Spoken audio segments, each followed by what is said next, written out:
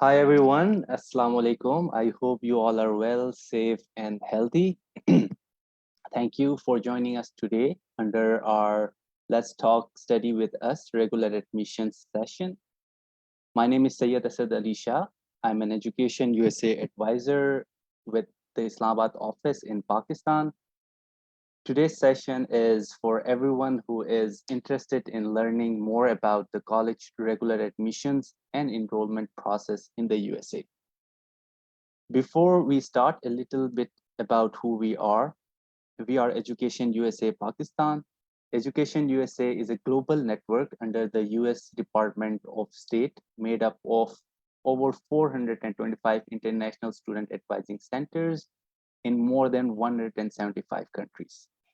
We are your official source to US higher education through Education USA advisors working with advisees to provide most updated, comprehensive, and unbiased information on higher education in the United States.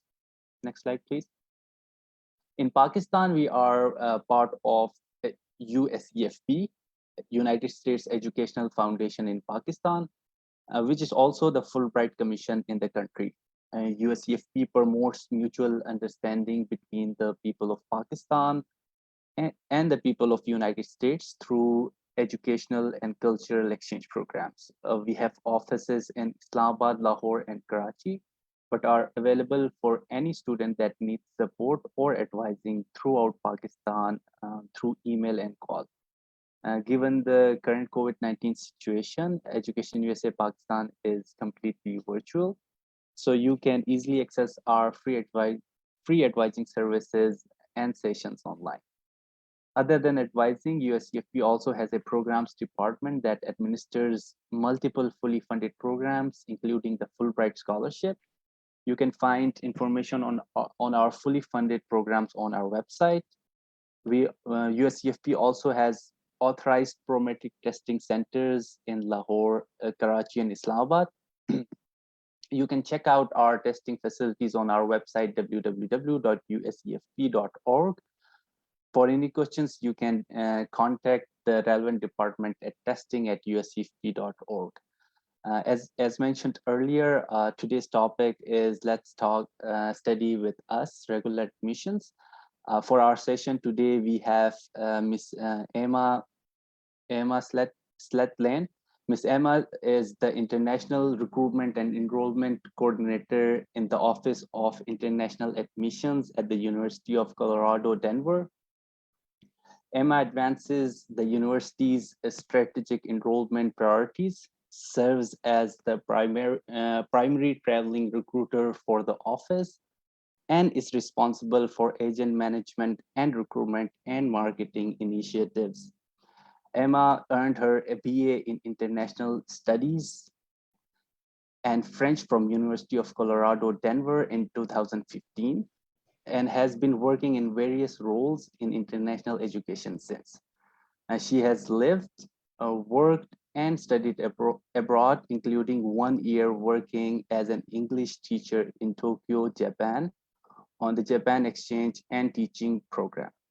Emma is currently pursuing her MS in Marketing at University of Colorado, Denver. This was a brief introduction of our speaker. I would like to thank Emma for taking the time for our session today. A quick note before I hand over to our speaker, we will be taking your questions at the end of the presentation. For your questions, please drop them in the comments section. Please note any unrelated question to the session will not be answered at this time. And now over to you, Ms. Emma, to start today's presentation. Great. Thank you so much, Syed. And thank you everyone for joining this evening. Very happy to be with you here. And so today I'm going to be speaking on the topic of regular versus rolling admissions and how those processes work in the US. And then I'll wrap up with a brief overview of the University of Colorado, Denver. So I'm going to start off with a quick overview of the school year in the US, because to understand the admission process and admission cycle, you need to understand the school year. So the school year in the US runs from Autumn to spring. So the school year begins usually late August or beginning of September, depending on the school, and ends in May or June. Most schools in the US follow a semester system. So there are typically 3 semesters. The fall semester beginning in August, going through December is the first semester, and the spring semester beginning in January and ending in May is the second. There is also a summer semester, which is typically optional in the US. So some students take summer classes, some do not. And so when you're thinking about applying to college in the US, you will want to plan on applying your senior year of high school. So you do not have to wait until you graduate high school to apply. In fact, you'll actually want to start working on those applications the year before. So our topic today is regular versus rolling admissions. So there are 2 main cycles or processes for admissions in the United States. Regular admissions is the more typical, long-standing process that I think most schools in the US still follow. More and more schools are moving towards rolling admissions. And so I thought this graphic here was helpful. With regular admissions, all applications are sent in before the deadline. All applications are reviewed at the same time, and all decisions are sent out on the same date. So everyone is part of the exact same timeline. With rolling admissions, there is more flexibility.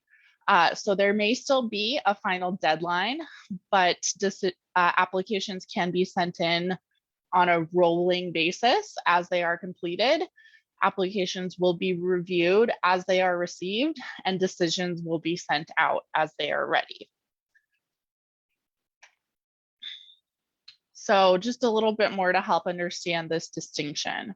With the regular admission process, all decisions are made at the same time, following a set timeline. There is a certain review period. So universities will only be reading applications and making decisions during a set 2 months throughout the year. And all decision letters are sent out on the same date. Within regular admissions, there are 2 other categories, early decision and early action. And I'll talk more about those in a moment. With the rolling admission process, decisions are made on an ongoing basis. Applications are reviewed continually throughout the year, and decisions are sent out as they are processed. So there's no waiting here. There's no set timeline. Applications are just processed as they're received. All right, so the regular admission process. As I mentioned, most schools in the US follow this process. This is sort of the typical or traditional college admission process. So application deadlines will typically be sometime in January. Then that review period will happen where all applications will be reviewed at the same time, and decision letters will typically be sent out sometime around March. You have then until May to make your decision. And so May 1st is actually known in the US as College Decision Day, because that's the day typically where colleges will, that will be the deadline to accept or deny your offer of admission. And then the school year would begin in August or September. The pros of the regular admission process are that you have plenty of time to complete your application. You can apply to as many schools as you'd like, and you have time for test retakes. So if you need to retake IELTS or SAT for anything like that, the regular admission process does allow you enough time to take those retakes. The cons of the regular admission process are that it may be a lot to tackle during the final months of your senior year. Compared to early action or early decision, you have less time to choose a school, and there is less flexibility. So with regular admission, you are held to this pretty strict set timeline. It also takes longer to get your admission decision. So you might be waiting 2 or 3 months to get your admission decision. All right, so within the regular admission process, there are two subsets, early decision and early action. So these two processes allow you to apply earlier and get a decision earlier. Early decision is a binding contract. So if you apply for early decision at a school, you are committing to attend if you're admitted. This is a contract that you cannot break without a penalty. It's usually a pretty large financial fee. So early decision is really for if you have one school in mind, you know 100% that's the school you want to go to. It's your dream school. If that school offers early decision, that's when you should consider it. The benefits of that is that it shows the school that you're serious. It tells them that 100% I want to attend this school. You'll also get a faster response. So this process does happen earlier. So the deadlines are typically around November, and you might hear back around January. So if you are not admitted to your dream school, in that case, you will still have time to apply to other colleges. The cons of the early decision process are that it is a binding contract. So you are promising that if you are admitted, you will attend. So you should think very seriously about early decision. And if it's that one school your heart is set on, that's when you should apply for early decision. Of course, this means your application is due sooner, and you should only apply to one college for early decision because it is a binding contract. Early action is similar to early decision, but it's a bit less serious. It is not a binding contract. So with early action, you apply early, you get your decision early. Deadlines are also typically around November, but it is not binding. So you can get your offer and choose not to attend that school, and there's no financial penalty. You are not breaking a contract. The benefits to this are, of course, you get your decision sooner, you have more time to decide, it is not binding, and acceptance rates may be higher at some schools. All schools do it differently, but a lot of schools have a class, and as soon as that fills up, it's full for the year. So obviously then applying earlier would give you better chances of getting into the school. The cons of early action are just that your application is due sooner, so you need to be prepared for that. All right, so that was the regular admission process, a set timeline. Everyone is reviewed and everyone gets their decisions at once. Within that, you can apply for either early decision, which is a binding contract saying you will attend for that one school you have your heart set on, or early action, which is non-binding and allows you to apply earlier and get a decision earlier. Next, I'm going to talk about the rolling admission process. So with the rolling admission process, applications are reviewed as they are received and decisions are sent out continually. So it happens on a rolling basis, hence the name. So more and more schools in the US, including CU Denver, are moving towards the rolling admission process. I think about 25% of schools in the US use the rolling admission process right now. And it does allow for more flexibility. So I think that's why more schools are moving to this model. Now, I want to make very clear that rolling does not mean there are no deadlines. So there will still be final deadlines that you need to pay attention to. It just means that applications will be reviewed before that final deadline and you could get your decision before that final deadline. It doesn't mean there are no deadlines.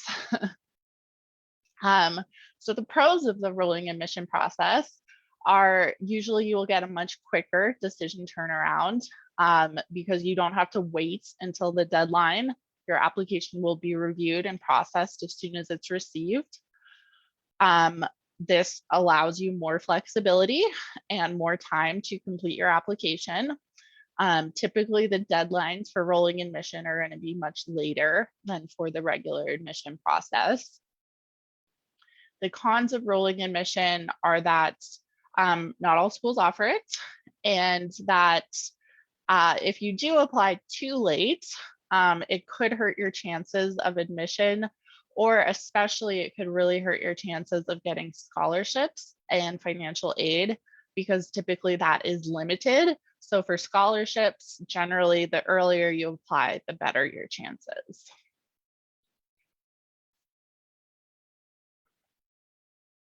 All right, so regular rolling, which is the best for you? Here are some questions to ask yourself to think about it.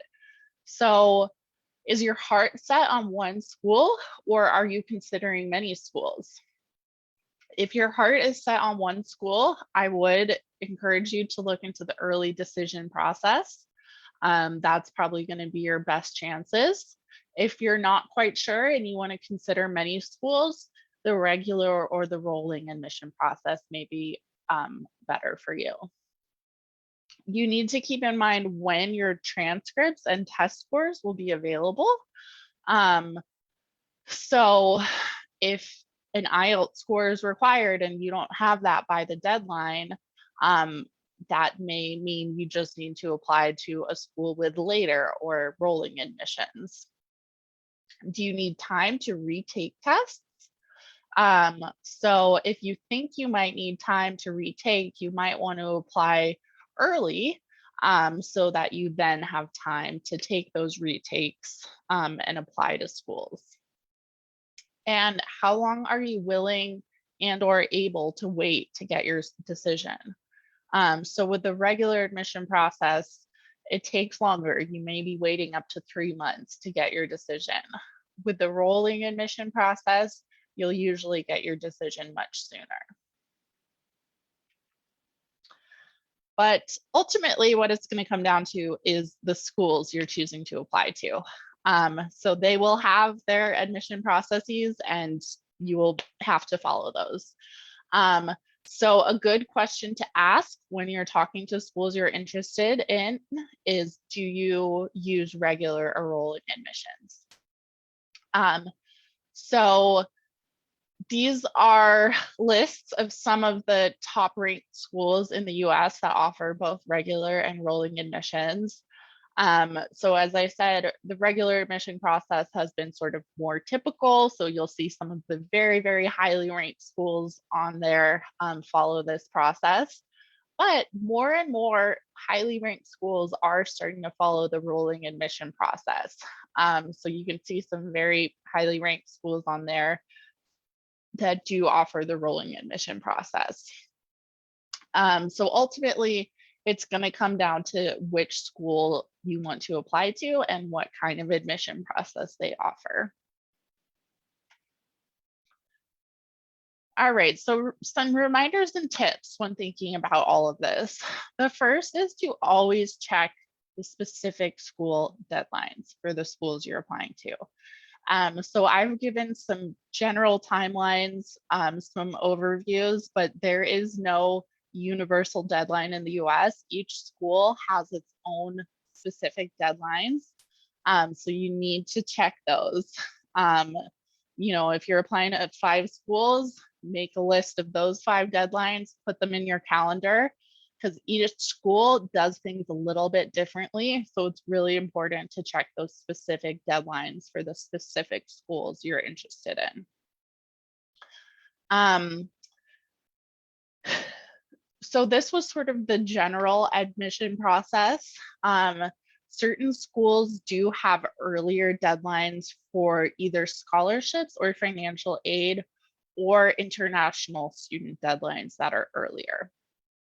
So a lot of schools may follow the January deadline for regular admissions for US students, but they might actually have an earlier deadline for international students. So it's always worth asking, is there an international student deadline, and knowing that that might be earlier. The same goes with scholarships and financial aid. Scholarship deadlines are usually going to be well in advance of final deadlines, and as a general rule of thumb, apply early for better chances of getting scholarships. Allow time for official transcript and test score reporting. So if the deadline is May 15th, you might actually have to report your scores 2 weeks before then, in time for your test scores to officially get reported to the university. You might need to mail your official transcripts 3 weeks before that. So think backwards from that final deadline about what needs to happen before it. And of course, you need to allow time for the visa and immigration process. So rolling admissions can be great. It can allow you to apply much later into the year, but you do want to give yourself that buffer time to get your I-20, apply for your visa, and all of that.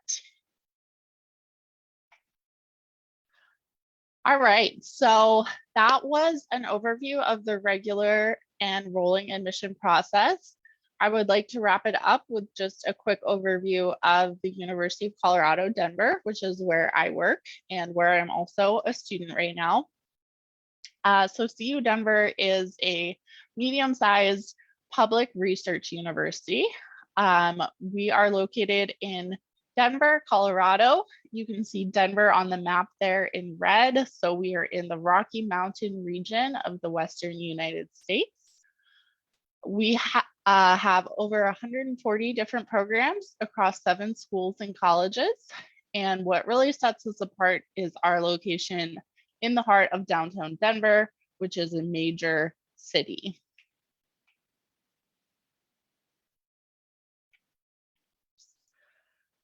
So Denver has actually been ranked the #2 best place to live in the US. It has a very high quality of life. It's a really fun city to be in as a young person, I can tell you. There's a lot going on in terms of culture and fun. We have professional sports, museums, live music, restaurants. It's just a very vibrant, thriving city. It's got a great economy, but it is a more reasonable cost of living than cities on the coast like New York or LA. Denver and Colorado is known as being very active and outdoorsy because of our location in the Rocky Mountains. So this is some of the world's most famous skiing, hiking, climbing, all of those really fun outdoor activities. So Denverites are very active. It's a short drive to the mountains. So we love to go get outdoors during the weekends. So studying at CU Denver gives you the best of both worlds. You get that city life as well as that outdoor adventure. So we have 140 programs across 7 schools and colleges. I'm just going to highlight a few of our most popular programs. So within engineering, we have 5 departments. All of these programs are STEM designated. These are all very great hands-on research-heavy programs. Within the business school, we have 11 majors, your more typical majors like accounting and finance, and some more unique ones like entrepreneurship and sports business. We have some great programs within arts and media, including one of the only contemporary music programs in the US. We have some great programs within public affairs and education. the only architecture BS in the state of Colorado, and many strong sort of typical sciences programs, including our pre-health program is very strong because we do have a medical campus within our system. Student life on the CU Denver campus, one thing we really pride ourselves on is our diversity. So we have a lot of students of color, a lot of non-traditional and first-generation students. We have international students from over 65 different countries, including students from Pakistan. And so it is just a very welcoming, open-minded, safe community. We have hundreds of different student clubs, so you can get involved in really whatever you want. We've got club and intramural sports, and we have small class sizes. So the student faculty ratio is 17:1, meaning it's really easy to get to know your professors and your fellow students. You can choose to live on or off campus at CU Denver. So you're not required to live on campus, but we definitely recommend it, especially for first-year students. So we think it will really enhance your living experience. And we do have a brand new first-year dormitory, City Heights, which just opened last fall. It's so nice. It's right in the middle of campus. It's got everything you need. You can see from the photo, it's just literally steps away from downtown Denver. So that's very exciting. And many students do choose to live off campus to save on costs. That's totally fine too. And Denver has a great public transportation system, so it's easy to get around and get to campus. All right, so moving on to tuition and scholarships.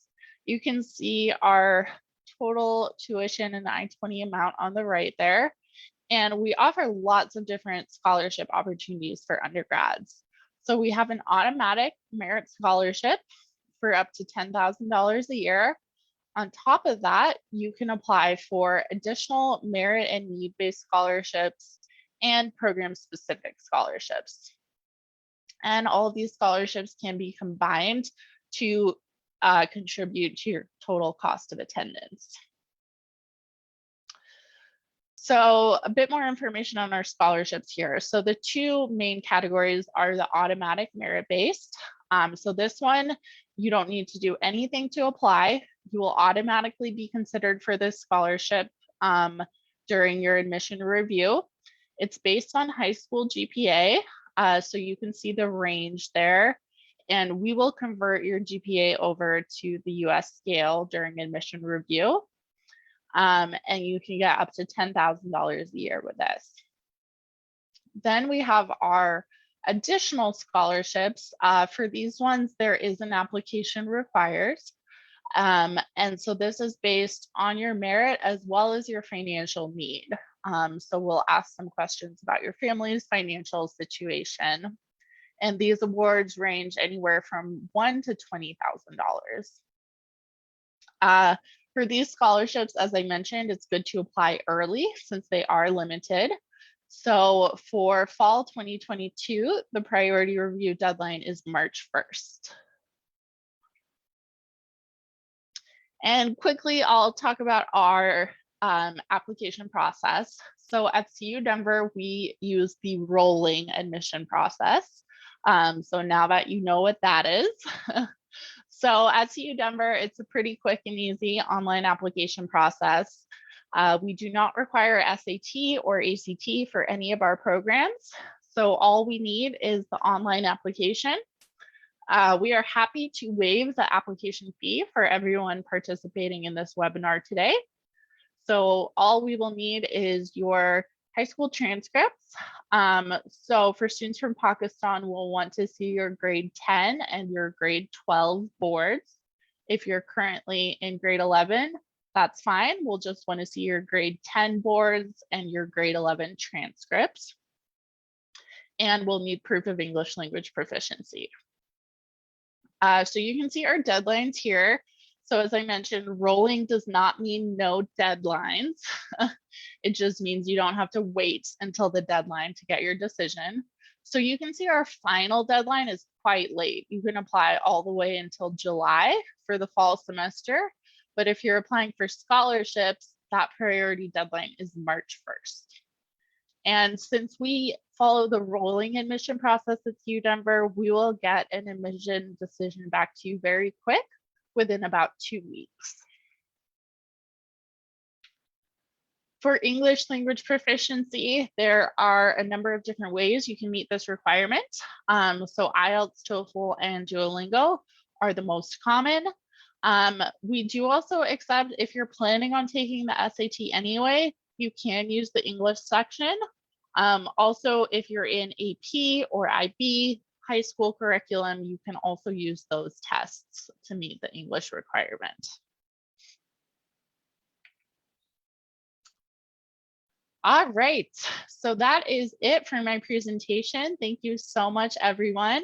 I want to leave you here with my contact info. I would love to chat with any of you individually. And if you go to that short link there or scan the QR code and sign up to receive emails from CU Denver, we will waive that application fee for you. Thank you, Emma. If you can go to the next slide, please. Sure. Thank you to our presenter for taking the time for such an informative session. I hope this was helpful. If you have any questions about today's session or any questions about US higher education, please reach out to your Education USA advisor. If you have not already, please register for our free advising services by visiting our website, educationusa.pk. Also, do not forget to keep following us at Education USA Pakistan social media pages to stay up to date on our events and happenings, and the USCFP social media pages for information on fully funded programs. You'll find a wealth of resources covering a number of aspects related to studying in the USA. We'll now move on to the Q&A section with questions collected from Facebook page and our regular advisees. Great. Okay. So Emma, looks like, okay. Well, you did answer most of the questions in your presentation. I'll still go ahead and ask a few questions. It will also give a good summary of the main points. So the first question is, if I'm applying for ED, can I apply for a regular decision? What should I do if I get into my ED school? Yes, good question. So if you apply for early decision, so again, that's the one where it is a binding contract. So if you do get admitted, in that case, you would be committing to attend that school. So you, depending on how the exact timelines work out with the specific schools you're interested in, you could have enough time to apply for early decision and regular admissions at some other schools. So that is possible. You just want to keep in mind that if you are accepted to your early decision school, then you are committing to attend. Thank you. So there is a question from a prospective PhD student. Will applications for PhD get the application fee waiver?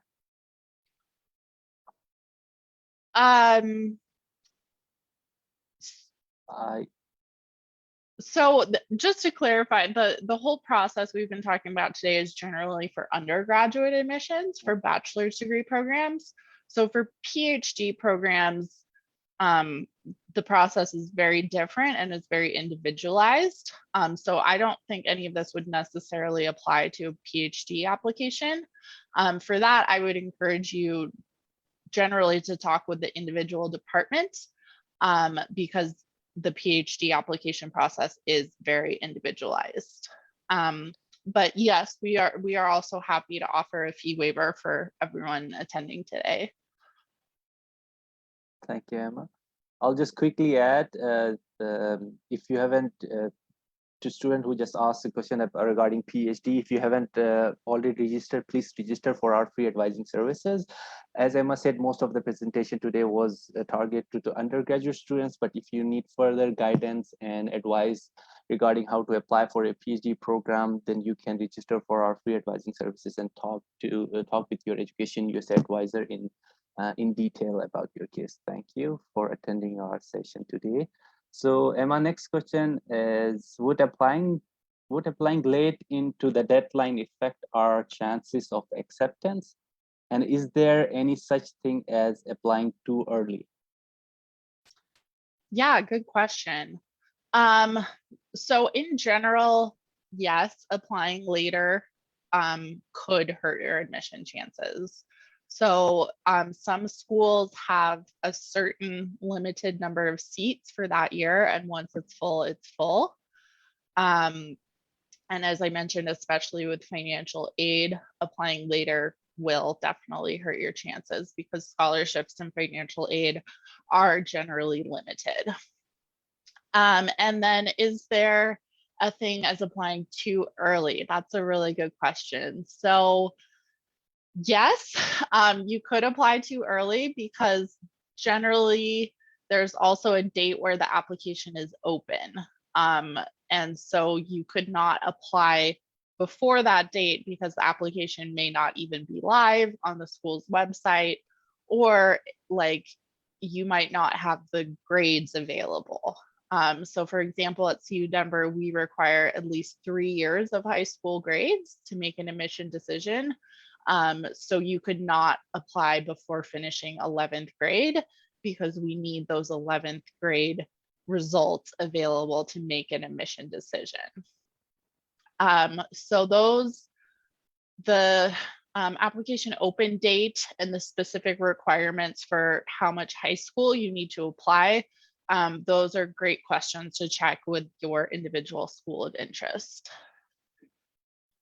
Thank you, Emma. Emma, is there any advantage of to submitting application early?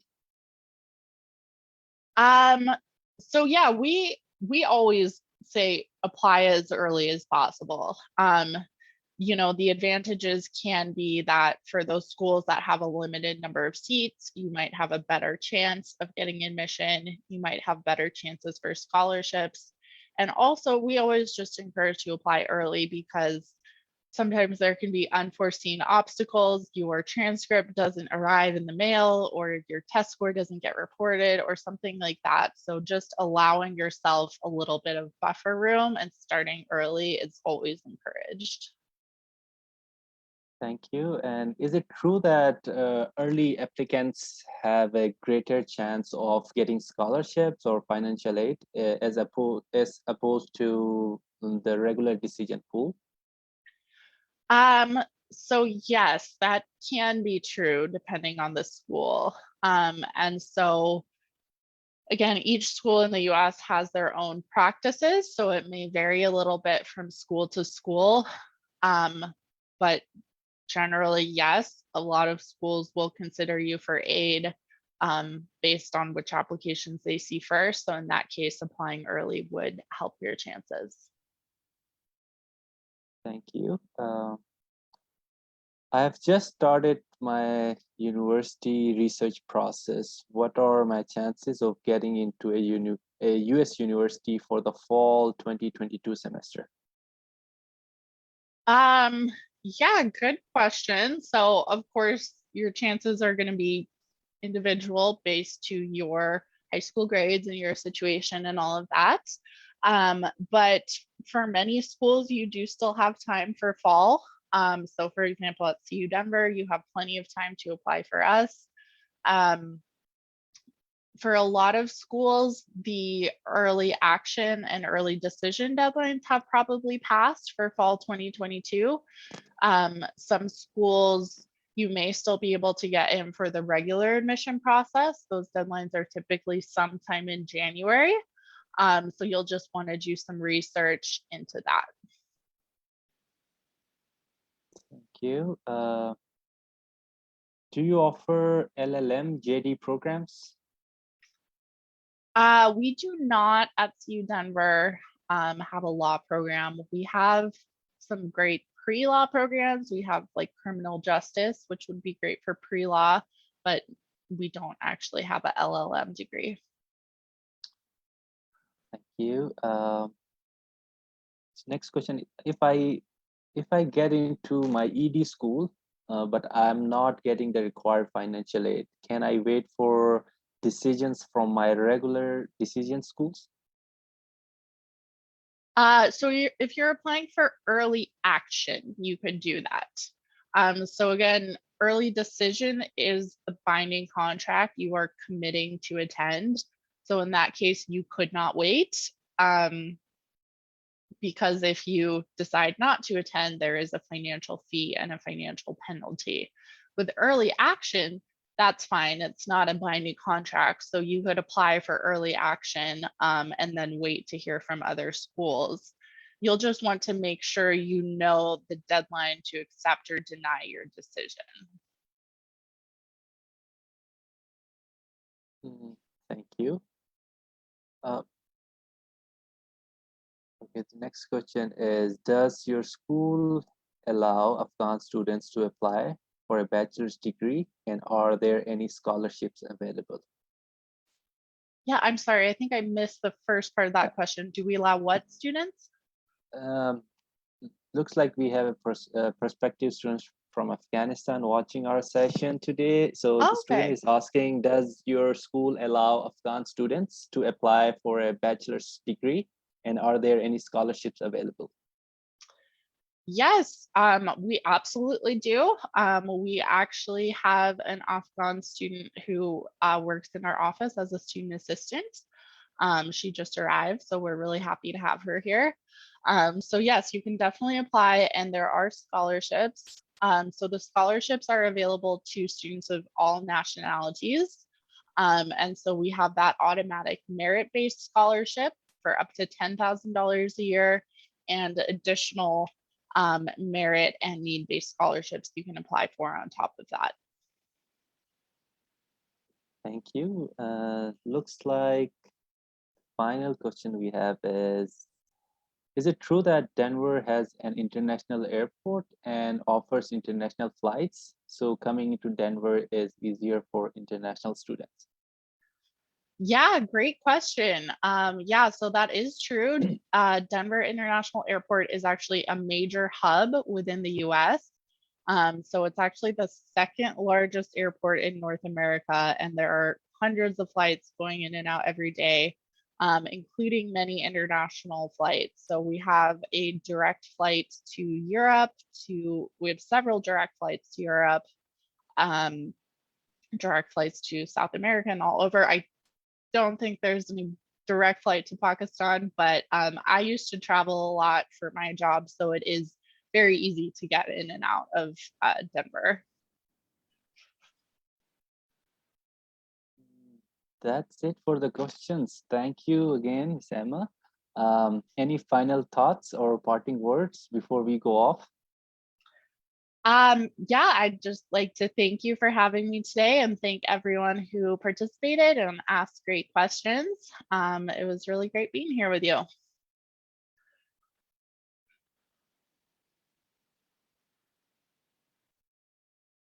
Thank you. And for all the students asking questions about graduate admissions, please talk to your assigned advisor. We have shared the links throughout the presentation. If you haven't already registered, you can see on the slide. If you haven't already registered for our free advising services, please register. And once you register within 48 hours, an advisor will be assigned to you. So again, for all the questions, for all the students asking questions about the graduate admissions, please talk to your assigned advisor. Thanks everyone. Stay safe and be well. Thank you.